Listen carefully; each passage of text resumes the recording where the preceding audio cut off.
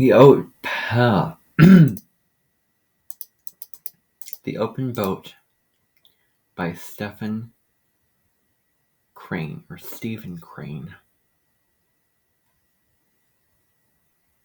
I think it's Stephen. The Open Boat.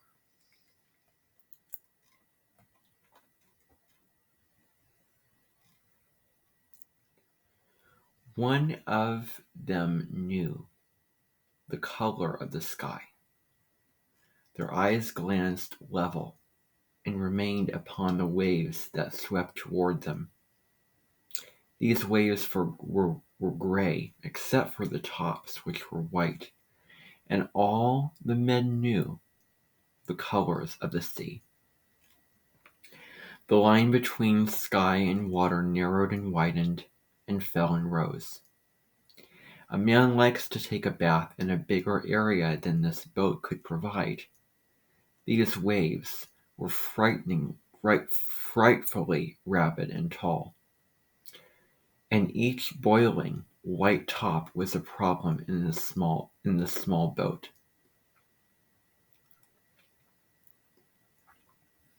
The cook sat in the bottom, and looked with both eyes at the 6 inches of boat which separated him from the ocean.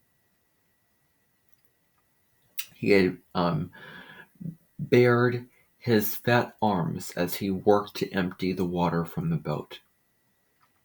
Often he said, "God, that was a bad one," and he remarked it. He always looked toward the east over the rough sea.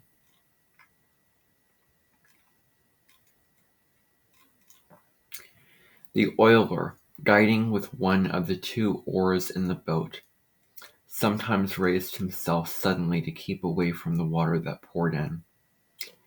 It was a thin little oar, and it often seemed ready to break. The correspondent, pulling at the other oar, watched the waves and wondered why he was there. The hurt captain, lying in the front, was feeling defeat and despair. It was despair that comes, for a time at least, to even the bravest and most enduring. When the business fails, the army loses, the ship goes down. The mind of the master of a vessel is rooted deep in her wood, whether he commands for a day or many. And this captain had in his thoughts the firm impression of a scene in the grays of dawn, with seven faces turned down in the sea, and later the remains of the ship washed by waves, going low and lower and down. Thereafter, there was something strange in his voice. Although steady, it was deep with grief, and of a quality beyond speech or tears. "Keep her a little more south, Billy," said he. "A little more south, sir," said the oiler in the back. A seat in this boat was not unlike a seat upon a jumpy horse. And a horse is not much smaller. The boat was much like an animal. As each wave came, and she rose for it, she seemed like a horse leaping over a high fence. The manner of her ride over these walls of water is a thing of mystery. Each wave required a new leap, and a leap from the air. Then jumping and slipping and racing and dropping down, she steadied for the next threat. A particular danger of the sea is the fact that after successfully getting through one wave, you discover that there is another behind it. The next wave is just as nervously anxious and purposeful to overturn boats. In a 10-foot boat, one can get a good idea of the great force of the sea. As each great gray wall of water approached, it shut all else from the view of the men in the boat. It was not difficult to imagine that this particular wave was the final outburst of the ocean, the last effort of the determined water. The sun climbed steadily up the sky. The men knew it was broad day because the color of the sea changed from gray to green, and the white tops were like falling snow. From their low boat they could not see the sunrise. Only the color of the waves that rolled toward them told them that day was breaking. The oiler and the correspondent rowed the tiny boat, and they rowed. They sat together in the same seat, and each rowed an oar. Then the oiler took both oars. Then the correspondent took both oars. Then the oiler, then the correspondent. They rowed and they rowed. The captain, hesitating in the front, after the boat had climbed a great wave, said that he had seen the light of Mosquito Inlet. After a while the cook remarked that he had seen it. The correspondent was at the oars then, and he too wished to look at the lighthouse. But his back was toward the far shore. The waves were important, and for some time he could not seize an opportunity to turn his head. But at last there came a wave more gentle than the others. When at the top of it, he hurriedly searched the western water with his eyes. "See it?" asked the captain. "No," said the correspondent slowly. "I didn't see anything." "Look again," said the captain. He pointed. "It's exactly on that in that direction." At the top of another wave the correspondent did as he was told.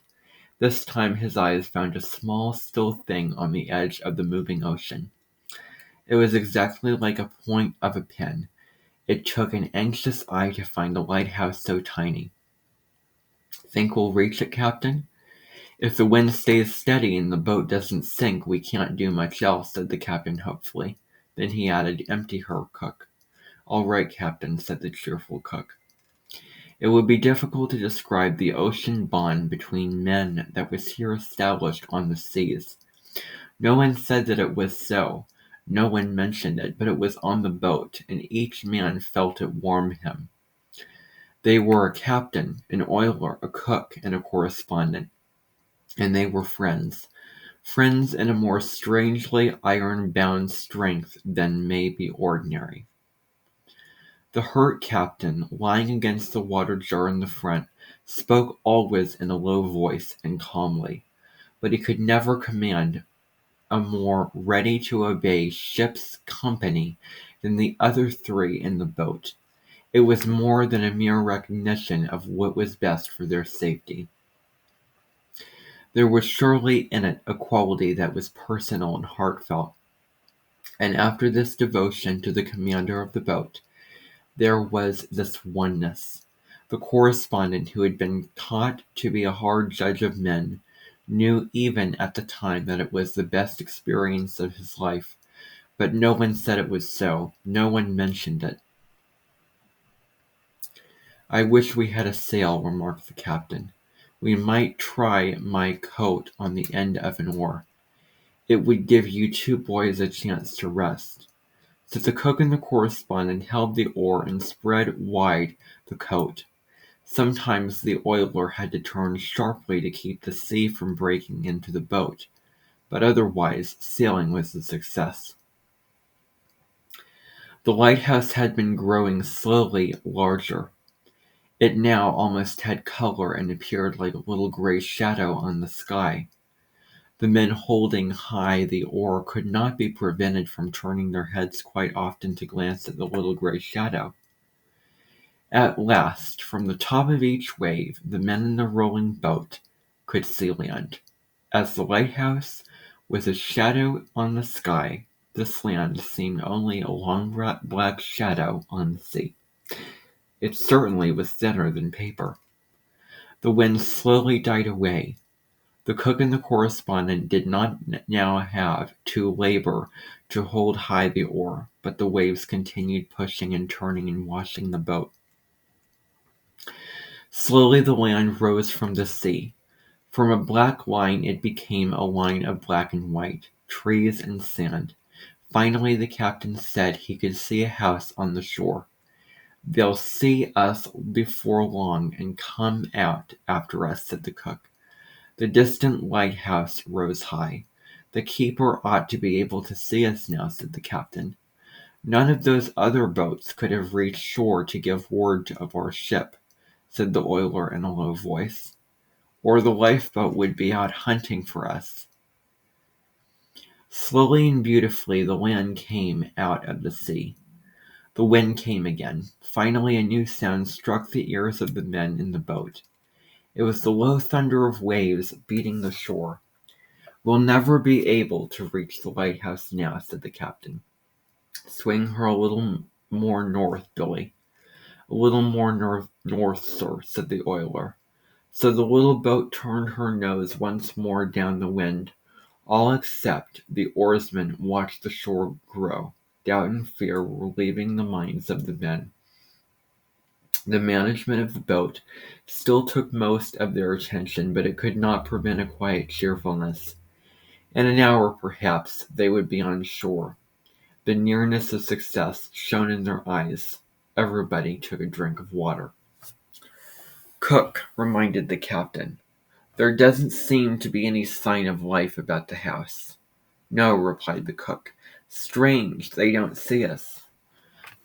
Tide, wind, and waves were swinging the boat north. "Strange they don't see us," said the men. The sea's roar had been dulled, but its tone was nevertheless thundering and huge. As the boat swam over the great waves, the men sat listening to this roar. "We'll overturn," said everybody. It is fair to say here that there was not a life-saving station within 20 miles in either direction, but the men did not know this fact, and so they made bitter remarks, concentrating the eyesight of the nation's life-savers. 4 unhappy men sat in the boat and murmured, "Strange they don't see us."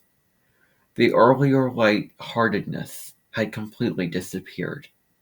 To their sharpened minds it was easy to imagine all kinds of idleness and blindness, and indeed lack of courage. There was the shore of the land, and it was bitter and bitter to them that from it came no sign. The captain said at last, "I suppose we'll have to make a try for ourselves. If we stay out here too long, none of us will have strength to swim after the boat goes under." And so the oiler, who was at the oars, turned the boat straight for the shore. There was a sudden tightening of muscles. There was some thinking. "If we don't all get to shore," said the captain, "if we don't all get to shore, I suppose you fellows know where to send news of my finish." Then they briefly exchanged some addresses and instructions. As for the thoughts of the men, there was a great deal of anger in them. They might be summed up this way: "If I am going to lose my life to the sea, if I am going to lose my life to the sea, why was I allowed to come this far to see sand and trees? Was I brought here merely to have my nose dragged away as I was about to taste the holy food of life? It is crazy if this old fool woman, Fate, cannot do better than this. She should be forced from the management of men's fortunes. She is an old chicken who knows not her purposes. If she has decided to kill me, why did she not do it in the beginning and save me all this trouble? The whole affair is mad, but no, she cannot mean to kill me. She dare not, she cannot, not after all this work." And then each man might have had the urge to shout at the clouds, "Just kill me now, and then hear what I call you." The waves that came at this time were more fierce. They seemed always to break and roll over the little boat in a mass of boiling white and gray. The shore was still far away. The oiler was a wise seaman. "Boys," he cried out, "she won't live 3 minutes more, and we're too far out to swim. Shall I take her out to sea again, Captain?" "Yes, go ahead," said the captain. The oiler, by a series of quick movements, great skill, and fast and steady work with the oars, turned the boat in the middle of the tide and took her to sea again. There was a long silence as the boat rose and dropped over the rough sea to deeper water. Then somebody slowly spoke. "Well, they must have seen us from shore by now. What do you think of those life-saving people? Strange they haven't seen us. Maybe they think we are out here for sport. Maybe they think we're fishing. Maybe they think we are fools." It was a long afternoon. A changed tide tried to force them south, but wind and waves said north. Far ahead, where coastline, sea, and sky met, there were little dots which seemed to indicate a city on the shore. St. Augustine. St. Augustine? The captain shook his head. Too near Mosquito Inlet. And the oiler rowed, and the correspondent rowed. It was a tiring business. It was a tiring business. "Did you ever like to row, Billy?" asked the correspondent. "No," said the oiler. "I hate it." When one exchanged the rowing seat for a place in the bottom of the boat, he suffered a bodily experience that caused him to be careless of everything except an obligation to move one finger. There was cold sea water washing back and forth in the boat, and he lay in it. His head was pillowed on wood within an inch of the waves along the side. Sometimes the sea came in and bathed him once more, but this did not trouble him. It is almost certain that if the boat had sunk, he would have fallen comfortably out upon the ocean as if it were a great soft bed. "Look, there's a man on the shore." "Where?" "There, see him, see him." "Yes, sure, he's walking along. Now he's stopped. Look, he's facing us. He's waving at us. So he is, by thunder. Now we're all right. Now we're all right. There'll be a boat out here for us in half an hour.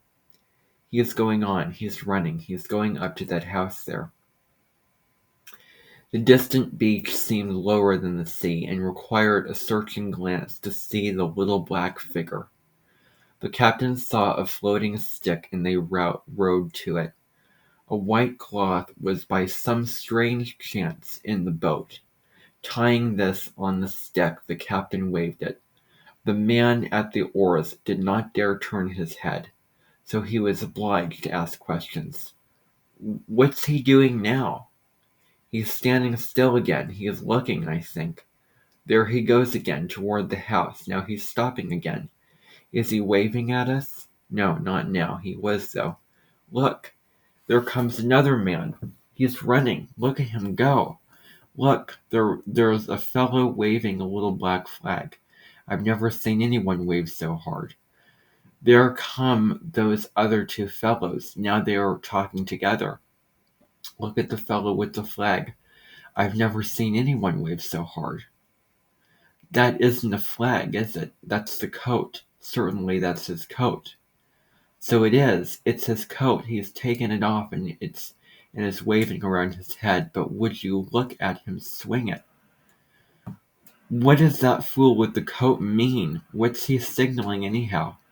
It looks as if he were trying to tell us to go north. There must be a life-saving station up there. No, he thinks we're fishing, just giving us a merry hand. See? There, Billy? I wish I could understand those signals. What do you suppose he means?" "He doesn't mean anything. He's just playing." "Well, if he'd just signal us to try again, or to go to sea and wait, or go north, or go south, or go to hell, there will be some reason in it. But look at him. He stands there and keeps his coat turning around like a wheel. That fool." "There come some more people. Now there's quite a mob. Look. Isn't that a boat?" "Where? Oh, I see what you mean. No, that's no boat. That fellow is still waving his coat. He must think we like to see him do that. Why doesn't he stop it? It doesn't mean anything." "I don't know. I think he is trying to make us go north." There must be a life-saving station there somewhere. He isn't tired yet. Look at him wave. I wonder how long he can do that. He's been swinging his coat around ever since he caught sight of us. He's crazy. Why aren't they getting men to bring a coat out? A boat out? A fishing boat could come out here all right. Why won't he do something? Oh, it's all right now. They'll have a boat out here for us soon, now that they have seen us. A faint yellow color came into the sky over the low land. The shadows on the sea slowly deepened. The wind brought coldness with it, and the men felt it. "My God," said one, allowing his voice to express his feeling. "If we have to wait around out here, if we've got to stay out here all night." "Oh, we'll never have to stay here all night, don't worry. They've seen us now, and they'll come out after us soon." The shore grew dark. The man waving the coat and the group of people gradually became part of this darkness. I'd like to catch the one who waved the coat. I feel like hitting him hard, just for luck. Why? What did he do? Oh, nothing, but he seemed so cheerful. And so the oiler towed, and then the correspondent towed, and then the oiler rowed. Gray-faced and bent forward steadily, turn by turn they lifted the heavy oars. The form of the lighthouse was gone from their view, but finally a pale star appeared, just lifting from the sea. If I am going to lose my life to the sea, if I am going to lose my life to the sea, why was I allowed to come this far and see sand and trees? Was I brought here merely to have my nose dragged away as I was about to taste my hokey food of life? The patient captain, leaning against the water jar, was sometimes obliged to speak to the oarsman. "Keep her head up, keep her head up, keep her head up, sir." The voices were tired and low. This was surely a quiet evening. All except the oarsman lay heavily motionless in the boat's bottom. A night on the sea in an open boat is a long night. As darkness fell, the shine of the light, lifting from the sea in the south, changed to full gold. In the north, a new light appeared, a small blue glow on the edge of the waters. These two lights were the furniture of the world. Otherwise, there was nothing but waves. The plan of the oiler and the correspondent was for one to row until he was no longer alive. Then he would wake the other from his dead sleep in the bottom of the boat. The oiler worked the oars until his head dropped forward and the overpowering sleep blinded him, and he rowed some more. Then he touched a man in the bottom of the boat and called his name. "Will you row for a little while?" he asked softly. "Sure, Billy," said the correspondent, slowly dragging himself to a sitting position. They exchanged places carefully, and the oiler, slipping down on the sea water at the cook's side, seemed to go to sleep instantly. Though the huge size of the waves had lessened, they still rolled the boat high. The man at the oars tried to keep her pointing into the waves so that he would not turn over. The black waves were silent and hard to see in the darkness. Often one was almost upon the boat before the oarsman knew it. In a low voice, the correspondent spoke to the captain. He was not sure that the captain was awake, although this iron man seemed to be always awake.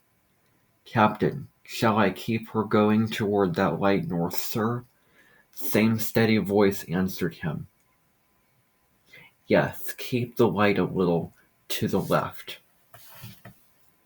The correspondent, as he rowed, looked down at the two men sleeping underfoot. The cook's arm was around the oiler's shoulders. and with their scarce clothing and tired faces, they were the babies of the sea, a strange picture of two old babies. "Sure, Billy," said the correspondent, slowly dragging himself to a sitting position. They exchanged places carefully, and the oiler, slipping down in the sea water at the cook's side, seemed to go to sleep instantly. Though the huge size of the waves had lessened, they still rolled the boat high. The man at the oars tried to keep her pointing into the waves so she would not turn over. The black waves were silent and hard to see in the darkness. Often one was almost upon the boat before the oarsman knew it. In a low voice the correspondent spoke to the captain. He was not sure that the captain was awake, although this iron man seemed to be always awake. "Captain, shall I keep her going toward that light north, sir?" The same steady voice answered him. "Yes, keep the light a little to the left." The correspondent, as he rowed, looked down at the two men sleeping underfoot.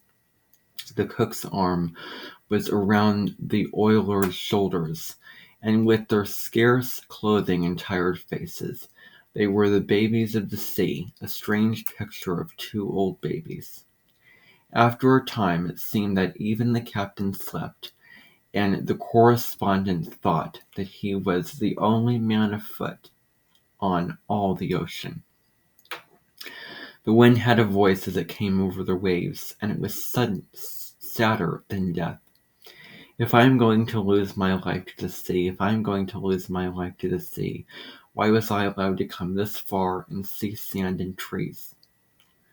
During the long night, a man might decide that it was really the purpose of the seven mad gods to kill him in spite of the awful um, cruelty,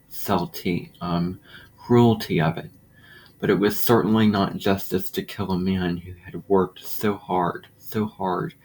A man felt it would be a crime. Other people had died at sea since the beginning of ships, but still. Later the correspondent spoke into the bottom of the boat. "Billy," there was a slow and gradual movement. "Billy, would you row for a while?" "Sure," said the oiler.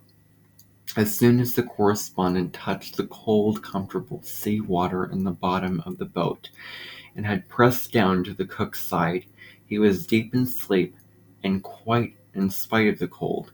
The sleep was so good to him that it was but a moment before he heard a voice call his name in a tone that showed great weakness. "Will you row now?" "Sure, Billy." The light in the north had strangely disappeared, but the wide-awake captain told the correspondent how to go. Later in the night, they took the boat farther out to sea. The captain took the cook to take one oar at the rear and keep the boat facing the seas. This plan enabled the oiler and correspondent to rest together. "We'll give those boys a chance to gather some strength," said the captain. They curled down and slept once more the dead sleep. When the correspondent again opened his eyes, the sea and the sky were each of the gray color of dawn. Later, pink and gold light shone upon the waters. The morning appeared finally in its splendid form, a sky of pure blue, and the sunlight flamed on the tips of the waves. On the distant sands were many little black houses, and a tall, white windmill rose above them. No man nor dog appeared on the beach. It might have been a deserted village. The voyagers searched the shore with their eyes. They considered their position. The captain said, "If no help is coming, we might better try to reach land right away. If we stay out here much longer, we will be too weak to do anything for ourselves at all." The others slightly agreed to this reasoning. The boat was going toward the beach. The correspondent wondered if anyone ever climbed the tall wind tower, and if then he would ever look looked at the sea. This tower was a giant standing with its back to the danger of small creatures. It represented to the correspondent that calm of nature against the struggles of the individual, nature in the wind, and nature in the sight of men. Nature did not seem cruel to him then, nor kind, nor dangerous, nor wise. But she was not interested, completely not interested. It is perhaps probable that a man in the situation, impressed with the lack of concern of the world, should see the many faults in his own life. They may rest badly in his mind, and he may wish for another chance. The difference between right and wrong seems all too clear to him then, and he understands that if he were given another opportunity, he would improve his conduct and his words. "Now, boys," said the captain, "she is going to go under. All we can do is take her in as far as possible, and then when she sinks, jump out and go toward the beach. Keep cool now, and don't jump until she goes under." The oiler took the oars. "Captain," he said, "I think I'd better keep her head to the seas and back her in." "All right, Billy," said the captain, "back her in." The oiler turned the boat then, and seated in the rear, the cook and the correspondent had to look over their shoulders to see the lonely and distant shore. The huge waves lifted the boat high. "We won't get in very close," said the captain. Each time a man could turn his attention from the sea, he glanced toward the shore, and in the expression of the eyes there was a remarkable quality. The correspondent, observing the others, knew that they were not afraid, but the full meaning of their glances was hidden. As for himself, he was too tired to fully understand the fact. He tried to force his mind into thinking of it, but the mind was slave now to the muscles, and the muscles said they did not care. He merely thought that if he should die, it would be a shame. There were no hurried words, no apparent fears. The men simply looked at the shore. "Now remember to get well away from the boat when you jump," said the captain. A wave suddenly fell with a thundering roar, and the water came rushing down upon the boat. "Steady now." "Steady now," said the captain. The men were silent. They turned their eyes from the shore and waited. Then the next wave broke upon them. Rolling floods of white water caught the boat and whipped it around. Water came in from all sides. The little boat, dying under this weight of water, sank deeper into the sea. "Empty her out, cook, empty her out," said the captain. "All right, captain," said the cook. "Now, boys, the next one will finish us," said the oiler. "Remember to jump free of the boat." The third wave moved forward, huge, angry, merciless. It seemed to drink the tiny boat, and at the same time threw the men into the sea. The January water was icy. The correspondent thought immediately that it was colder than he had expected to find it off the coast of Florida. This appeared to be to his dulled mind as a matter important enough to be noted at the time. The coldness of the water was sad.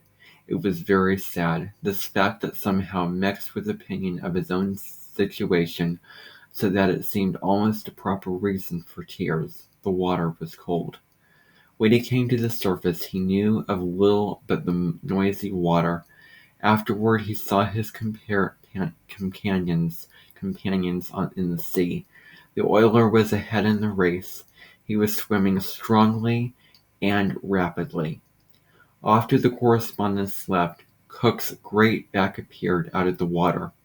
Behind him the captain was hanging with his one unhurt hand to the overturned boat. There is a certain motionless quality to a shore, and the correspondent wondered that it could exist so near the awful sea. It seemed very desirable, but the correspondent knew that it was a long journey, and he swam slowly. But finally he arrived at a place in the sea where travel was difficult. He did not stop swimming to consider what kind of current had caught him, but there his progress ceased. The shore was before him, and he looked at it and understood with his eyes each detail of it. As the cook passed much farther to the left, the, the captain was calling to him. As the cook passed much farther to the left, the captain was calling to him. "Turn over to your back, cook. Turn over to your back and use the oar." "All right, sir." The cook turned on his back, and using the oar went ahead as if he were a boat himself. The boat also passed, with the captain holding on with one hand. They passed nearer to shore, the oiler, the cook, the captain, and following them went the water jug, sailing merrily over the sea. The correspondent remained in the grasp of this strange new enemy. A current, the shore, with its white sand and green trees, was spread like a picture before him. He thought, "I'm going to die. Can it be possible? Can it be possible? Can it be possible?" Perhaps an individual must consider his own death to be the final act of nature. But later a wave pushed him out of this small, deadly current, and he found suddenly that he could again make progress toward the shore. Later still, he knew that the captain had his face turned toward him and was calling his name. "Come to the boat! Come to the boat!" In his struggle to reach the captain in the boat, he realized that when one gets tired beyond the limit, death must be comfortable, an end of fighting accompanied by a large sense of relief. After a while he saw a man running along the shore. He was removing his clothes with most remarkable speed.